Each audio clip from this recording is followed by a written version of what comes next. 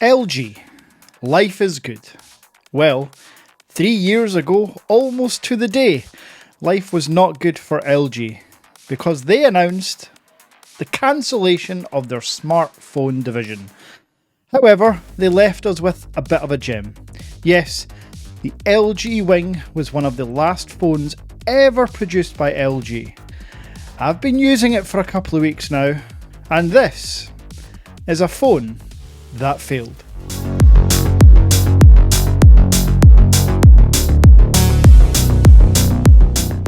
What's up, Average Dad fans? Welcome back to another video.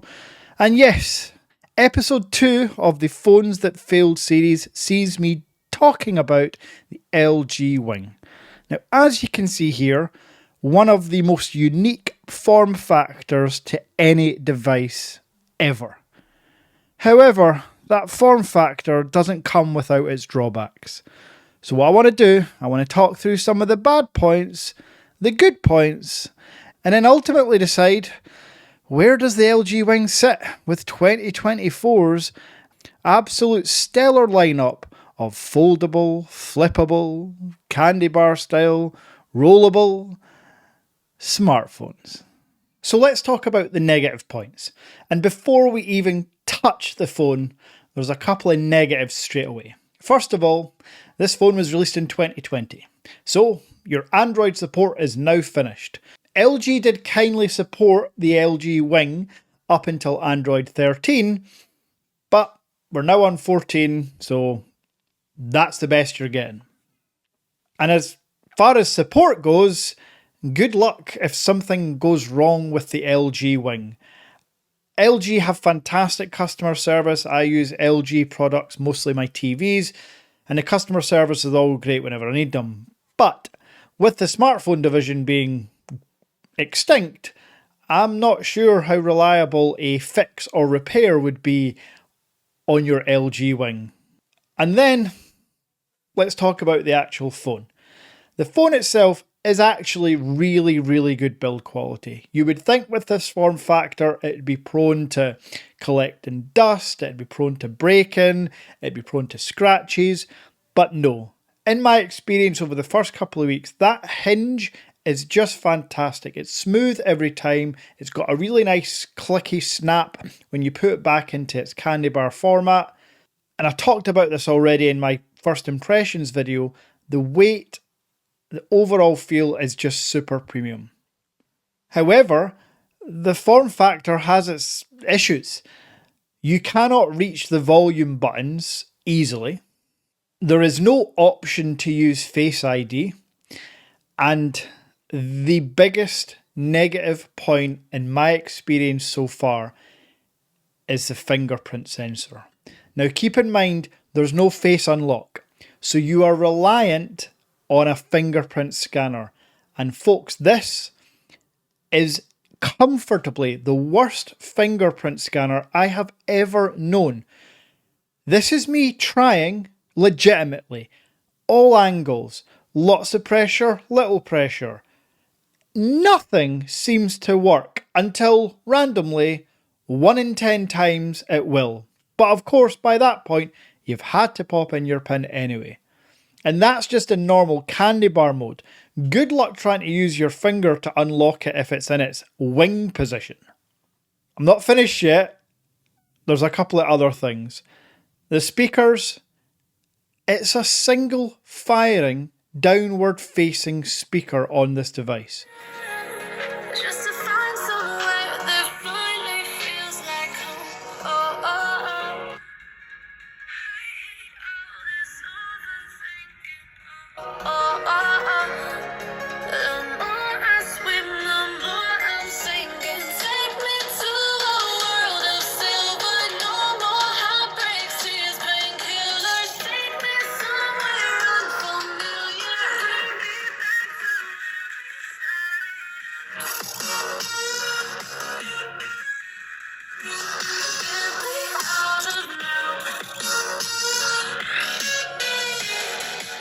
This phone was £1,000 when it was released 4 years ago. Single mono speaker? And even that sounds awful. So if you're consuming content, you're going to have to wear Bluetooth headphones. And for me, cameras matter. If you're paying £1,000 for a smartphone, a flagship smartphone, any year, you'd certainly want some level of telephoto lens. And this just doesn't have any. Nope, there are no telephoto lenses, no periscope lenses, and when you crop in, digitally zoom in on that wide lens, yeah, it's not great. So that's a massive negative for me. Now let's talk about some of the good points. And a good point is that form factor. While you can't reach the volume buttons, consuming content on the way nature intended in landscape orientation is fantastic. And the difference with the LG Wing is you can just use the bottom screen as a grip or a trackpad or another screen for multitasking. But for me, really, just sitting on a bus, sitting on the sofa, ergonomically holding on to the bottom is a really, really good point. And I ultimately really like the form factor for that reason. Another good point is, ironically, the camera setup.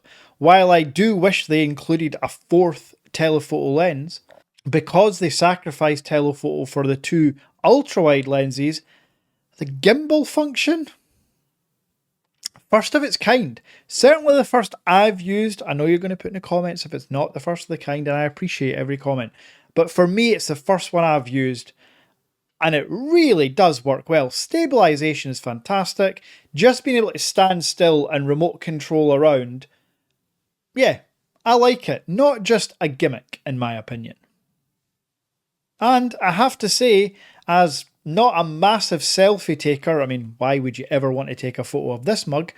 Having the selfie camera completely tucked away so you've got a full 6.8 inch uninterrupted display is brilliant. And when you want to use the selfie camera, the electronic motor worked every time, and it's 4K front-facing recording. And one area of the LG Wing that is also a bonus is 4K camera, selfie, pop-up, first of its kind, potentially. I might have just made that up.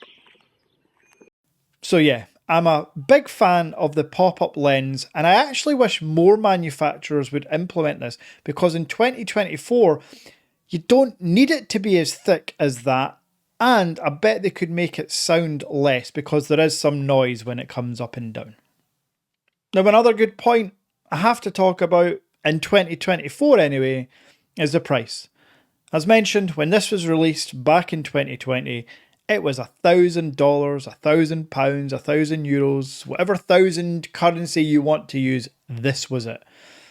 And that was way too high.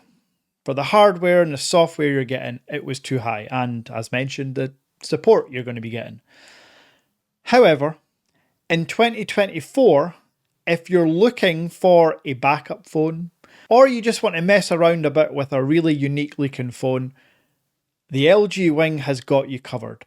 For anything between £300 and £400 for a mint condition, brand new in box version, it's a steal. So that was a good point. I now just want to summarise why ultimately I am devastated this phone failed. This phone failed not because of the phone.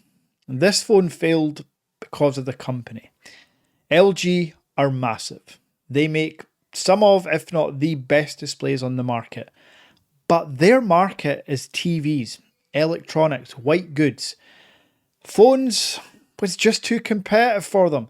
They dominate the other markets in the smartphone world while they tried, and year on year they innovated to the best of their ability. To this day, the LG Rumour, the LG Chocolate, the LG, is it the Envy, Prada, there's so many LG phones that historically we will look back on and just think, wow. And of course, the LG Wing is one of those. So while this is part of the phones that failed series, this phone is not a failure, not even in 2024. Well, that's kind of not true, because one of the criterias for failure is global sales. And as you can see here, the global sales for a flagship smartphone are, well, pretty catastrophic. So I guess it is a phone that failed ultimately, but if you were to buy one, it's a really good experience. So that was my video on the LG Wing. This will now be retired along with the red hydrogen one to the Average Dad Museum. I will get display cases with nice little lights, and I'm going to start displaying them all in the back of my videos because I think it's good to appreciate manufacturers that try. Without innovation, we are nothing. Now, I need you to tell me what should be episode 3. What phone should I buy next to do a phone that failed episode on? I've had a couple of suggestions in the WhatsApp group chat. Join Buy Me a Coffee, link in description. You'll get access straight away to the chat and also have access to monthly giveaways.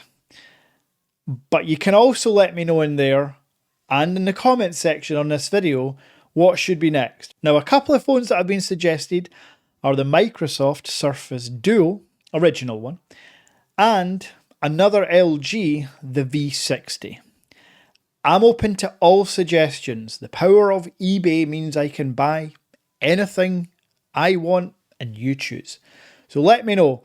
It's also nice if you could let me know if you enjoy this series. I really want to run with it. I'm constantly doing reviews, first impressions of brand new phones, but as I mentioned, it's nice to appreciate older phones that try to do something different. So, if you enjoyed this video, you know what to do. If you've not already, help me get to 40,000 subscribers by December 1st, because I am giving a lucky commenter a phone of their choice. It can be anything. If you're the winner, you can tell me any phone and I will deliver to you the first week of December, just in time for Christmas. But I have to reach 40,000 subscribers. Until next time,